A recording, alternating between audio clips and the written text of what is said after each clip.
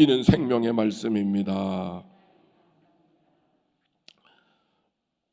아침 기도회 때 나와서 성경을 읽는 분들은, 잘 읽는 분들은 연습을 많이 해가지고 오셔서 읽는 거예요. 그 보통 읽는 게 아닙니다. 귀한 것이죠. 자, 오늘 성경 출애굽기 3장에 있는 말씀입니다. 하나님이 모세를 부르시는 장면의 이야기가 기록이 되어져 있죠. 지금 모세가 바로의 궁정에서 자랐지만 지금 어디가 살고 있어요? 미디안에 살고 있어요. 미디안에 살고 있는 모세는 실패한 자리입니다. 내 인생이 왜 이런 인생인가 하고 하루하루를 그럭저럭 지나고 있던 바로 그때 하나님이 모세를 부르고 계셨습니다. 1절 말씀 시작. 모세가 그의 장인 미디안 제사장 이드로의 양떼를 치더니 그떼를 광야 서쪽으로 인도하여 하나님의 산 호렙에 이르매. 이드로의 양떼를 쳤다. 자기 양떼가 아니고 이드로의 양떼가 쳤다. 남의 양을 치고 있는 일, 그러나 그 일을 충성스럽게 잘하고 있었던 바로 그때 하나님의 모세를 불러주셨다 하는 말씀입니다. 하나님이 누구를 부르시는가?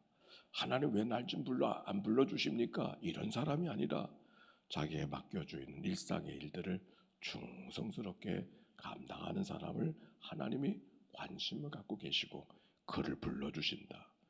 충성이라는 게 뭔가 늘 세 가지가 기억되어져요. 충성은 작은 일도 큰 일처럼, 하찮은 일처럼 보이는 일을 소중한 일로 생각하고 감당할 때 그게 충성하는 모습이죠. 충성은 뭔가 처음 일이 마지막처럼 시종여일할 수 있을 때 그게 충성의 모습입니다. 충성이 뭔가 그것은 남의 일도 자기 일처럼 하는 사람입니다. 자기 일에 충성하지 않은 사람이 어디 있어요? 그러나 남의 일도 충성할 수 있을 때 그게 충성하는 것이죠. 지금 모세가 자기 양떼가 아니요 이드로의 양떼라 그랬어요. 남의 양떼요. 그 일을 통해 자기에게 돌아오는 게 별로 없을 거예요. 그래도 그 일을 충성스럽게 하고 있었다. 그때 하나님이 모세를 부르고 계십니다. 2절 말씀 시작. 여호와의 사자가 떨기나무 가운데로 나오는 불꽃 가운데서 그에게 나타나시리니 그가 보니 떨기나무에 불이 붙었으나 그 떨기나무가 사라지지 아니하는지라. 떨기나무, 불이 붙었으나 타지 않는 나무, 이게 도대체 어떤 나무인가 신기하지 않아요? 어찌됐든지 오늘 성경이 이야기하는 것은 그게 도대체 무슨 나무 종류인가, 무슨 종류의 나무인가, 그게 관심이 아니고 그 자기의 일에 충성하고 있었던 그 신실한 모세에게 하나님이 등장하시는 것이죠. 하나님의 현현을 지금 보여주고 있다 하는 얘기에 옳습니다. 그것을 무엇이라고 표현할 수 있는지는 다 헤아리지 못하지만 뭔가 거역할 수 없는 하나님의 힘, 하나님의 현현, 하나님의 나타나심을 지금 모세가 경험하고 있는 거예요. 이 호렙산 시내산이라고도 하는 그 자리에 지금 가보면 수도원이 있어요. 그 자리가 시내산을 올라가는 그 등정하고 있는 그 출발 장소가 되는데 거기에 유명한 카탈리나라고 하는 수도원이 전통적으로 있습니다. 아침 기도를 쓰고 있는 그 예수님 그림, 이 사진의 그림은 전능자 하나님이라고 하는 별명을 갖고 있는 이 그림인데 이 그림이 바로 그 수도원에 있고 이것은 예수님에 대해서 가장 오래된 그림입니다. 이게 예수님에 대해서 가장 오래된 현존하는 그림인데 이 그림이 바로 그 카탈리아 수도원에 있어요. 시내산이 2290m니까 아주 바위산인데 붉은 바위산입니다. 그 시내산에 등정하는 게 성지순례하는데 중요한 코스 가운데 하나. 요즘엔 그 싸움 때문에 가지도 못하는 한밤중에 새벽 1시에 일어나나 2시에 일어나서 2290m를 올라가는데 그 산정에서 떠오르는 일출의 광경을 보고 내려왔던 그 기억이 지금도 기억이 납니다. 그런데 일출의 광경을 보고 막 내려오는데 그 내려오는 아침 태양빛에 그 바위산, 붉은 바위산이 찬란하게 비치니까, 산이니까 어디는 어둡고 어디는 찬란하게 비치는데 제가 그때 그 경험이 산 전체가 불타는 것 같더라고요. 모세가 이런 모습을 봤을까? 제가 그 생각이 들었던 성지순례의 경험이 기억되어집니다. 어찌됐든지 모세가 양을 치다가 그 산을 갔는데 그 산 속에서 불에 타버리지 않는 떨기나무, 불꽃나무를 지금 보게 된 것을 설명하고 있는 것이죠. 야, 이게 뭔가 정말 신비함을 경험하고 있었을 때 4절 시작. 여호와께서 그가 보려고 돌이켜 오는 것을 보신지라 하나님이 떨기 가운데서 그를 불러 이르시되 모세야 모세야 하시매 그가 이르되 내가 여기 있나. 그때 비로소 하나님이 말씀하셨어요.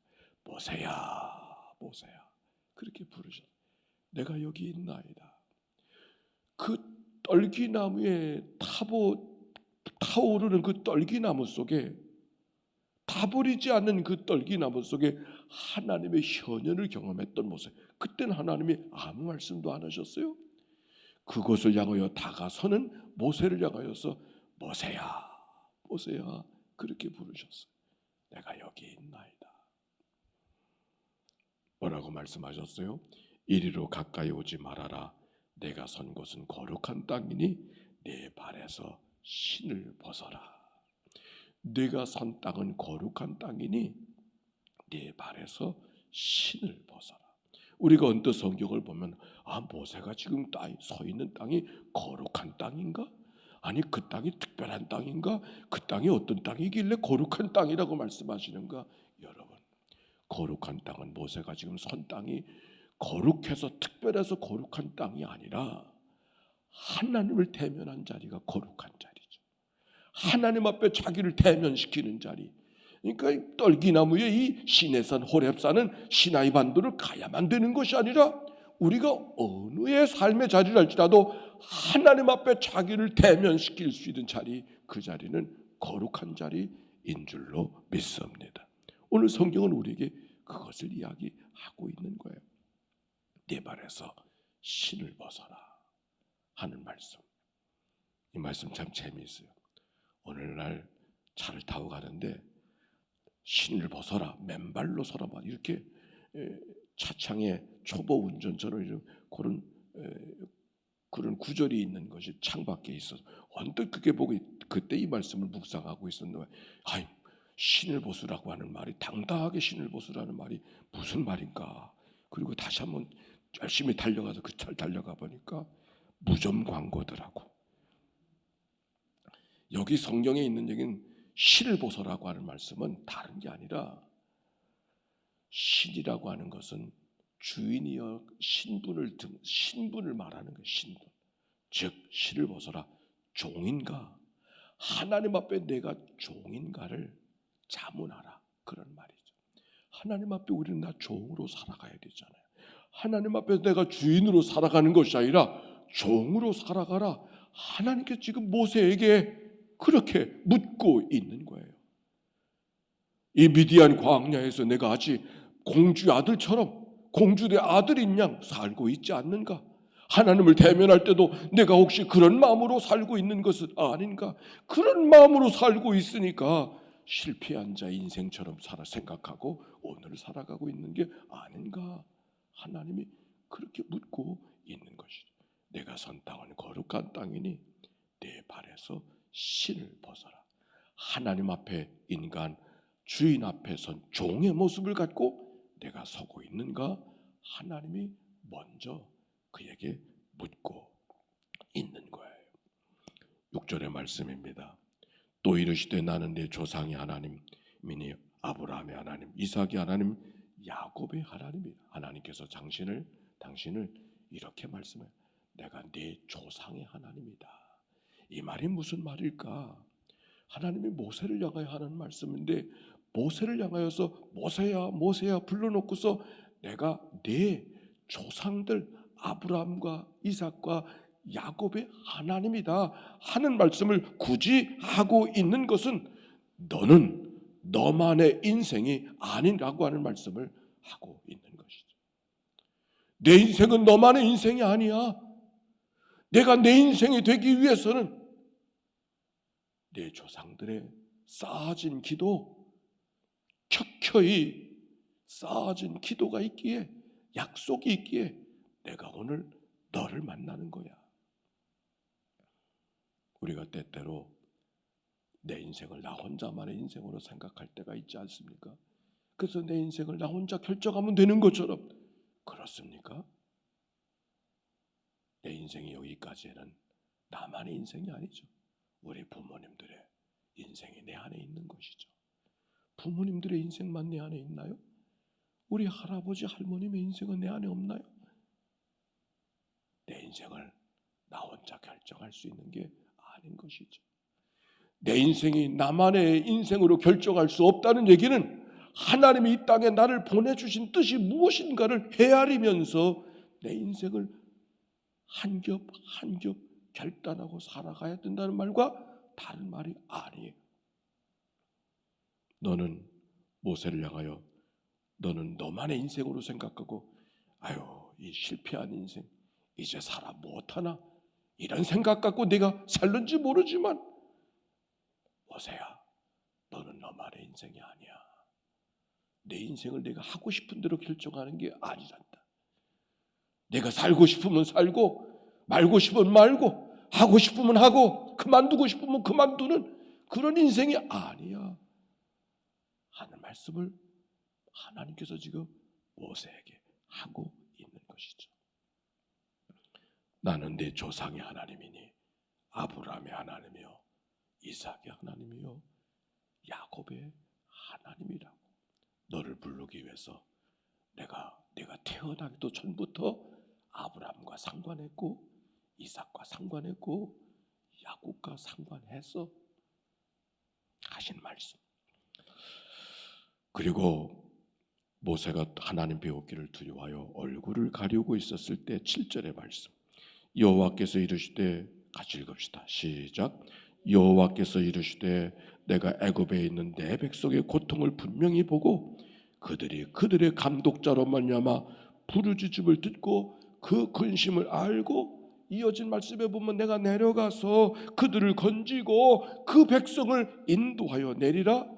하나님이 고난받는 백성들에게 무심한 줄 알았더니 무심한 하나님이 아니라 너희들의 부르짖음을 듣고 있었고 보고 있었고 알고 있었고 그래서 내려가시고 건지시고 인도하여 내리라. 행동하시는 하나님, 백성들을 향하여 행동하시던 하나님은 오늘 우리에게도 행동하시는 하나님이 아니실까요? 오늘 그것을 말씀하고 계시는 것이죠. 모세의 마음이 어떤 마음일까? 너희는 가서 그 백성들을 건져내야 되는데 그 백성들을 건져내야 될 사명을 내가 네게 맡기기를 원해. 모세야 가라. 가서 내 백성을 인도하여 내라. 하나님께서 모세에게 그렇게 말씀하셨어요. 너는 너만의 인생이 아니라고 말씀하시면서 내 이 일을 감당하기 위해서 내가 너를 지금까지 기르고 성장하고 세워준 거야. 내가 아니? 하나님의 모세에게 말씀하셨어요. 모세가 어떻게 반응했을까요? 즉각적으로 예, 감사합니다. 순종하겠습니다. 그렇게 하겠습니다. 내가 이때를 기다리고 있었습니다. 그리고 말하던가요? 그렇지 않았어요. 즉각 순종하지 못하고 내가 누구이기에 바로에게 가며 내가 누구이기에 이스라엘 자손을 인도하여 낼 수 있습니까? 이렇게 말하는 것이죠. 아니 그렇죠. 모세가 지금 바로 앞에서 실패하고 지금 거기 와 있는데 가서 바로에게 이야기 안 들 바로가 움직일 리가 없죠. 그건 마치 계란으로 바위치기 같은 것 그렇게 느끼지 않았겠습니까? 모세의 반응이 당연한 거예요. 그런데 그때 하나님이 말씀하셨어요. 12절의 말씀 시작. 하나님이 이르시되 내가 반드시 너와 함께 있으리라. 내가 그 백성을 애굽에서 인도하여 낸 후에 너희가 이 산에서 하나님을 섬기리니 이것이 내가 너를 보낸 증거니라. 주저하고 망설이는 모세를 향하여 하나님이 한마디를 딱 하셨어요. 다른 게 아니에요. 내가 너와 함께 하리라. 내가 약한 거 내가 안다. 내가 부족한 거 내가 안다. 내가 어려운 거 안다. 그러나 너는 너만의 인생이 아니듯이 내가 너와 함께 할 것이다. 하나님이 모세에게 말씀해 주셨습니다. 그래도 모세가 내가 이스라엘 백성들이 가서 하나님이 당신들을 오라고 부른다고 가라고 말씀하신다고 이야기하면 그들이 말할 거 아닙니까? 그가 누굽니까? 내가 뭐라고 말해야 됩니까? 그때 하나님이 유명한 말씀을 하셔요. 그것이 14절의 말씀. 하나님이 모세에게 이르시되 나는 스스로 있는 자니라. 또 이르시되 너는 이스라엘 자손에게 이같이 이르기를 스스로 있는 자가 나를 너에게 보내셨다 하라. 아흐예, 아쉐르, 아흐예. 이 말은 굳이 영어로 번역하면 I am that I am. 그런 말이에요. 나는 나다. 그런 말이에요. 나는 나다. 하나님은 설명이 필요한 분이 아니요. 나는 나야. 누구가 설명해 준다고 내가 존재하고 누가 설명을 못 해준다고 내가 존재하지 못하는 사람, 못하는 이가 아니라 나는 나로 존재한다. 그런 말씀이에요. 당당한 하나님의 말씀. 영원하신 하나님, 흔들리지 않는 하나님, 사람으로 가감되지 않는 하나님, 세상의 어떤 것들 통해서도 움직이지 않는 하나님, 나는 나다.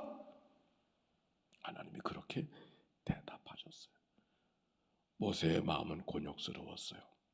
갔다가 또 어려움 당하는 것은 아닌가 하는 생각을 갖고 있던 모세에게 하나님이 다가오셨던 말씀, 나는 나다. 신앙생활이 뭔가 생각해보면 다른 것이에요. 성경을 조금 더 알고 뭐 교회생활 경험을 좀 더 익숙하는 것, 그게 신앙생활이 아니에요. 신앙생활이 뭔가 하나님이 누구신가, 내 안에 하나님이 누구신가, 하나님이 저 하늘 꼭대기에 계신 하나님인가, 하나님이 저 조상들에게 우리들의 선조들만 뜨겁게 해주셨던 하나님인가, 오늘도 내 안에 계신 하나님인가. 그게 신앙생활 아닌가요? 하늘에 계신 하나님을 멀리 두고 살아가는 사람도 있지만 그 하나님이 나를 불러주시고 네 안에 계시고 나는 나로서 존재하는 그 하나님인 것을 기억할 수 있을 때 우리들의 신앙생활의 맛은 달라질 거예요. 어떤 경우도 흔들리지 않고 요동치 않은 삶을 살아갈 수 있을 거예요. 오늘 하나님이 모세와 그 씨름을 하고 있는 거예요. 질문합니다. 모세와 나는 무엇이 같고 무엇이 다른가? 내게 하나님은 오늘 하늘 위에 계신가? 내 안에 계신가? 질문입니다.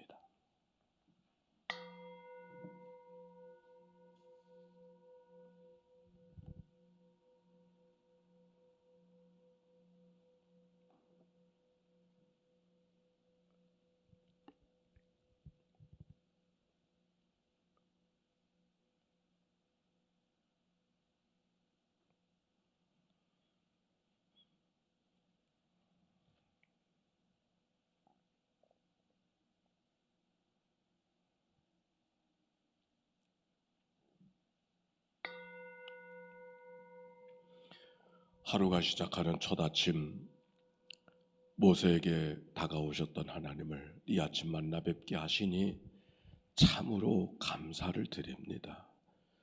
115년 전에 이 땅을 구별해 주시고 수많은 선조들의 눈물과 기도의 터 위에 우리가 함께 앉아 하나님 앞에 기도하고 찬송할 수 있는 귀한 시간을 주시오니 참으로 감사를 드립니다.